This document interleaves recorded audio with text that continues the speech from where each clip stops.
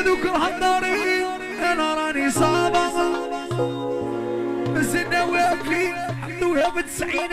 انا راني صابر يا رشيق المجلس خوتي كيفي كيف الناس عايش على ربي لاباس ما نقدر ما نقطع في ناس وقف ما نقري تعكس خوتي كيفي كيف الناس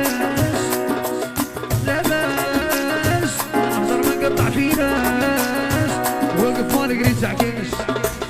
اقولوا للغياري يا ذوك الحضارين انا راني صابر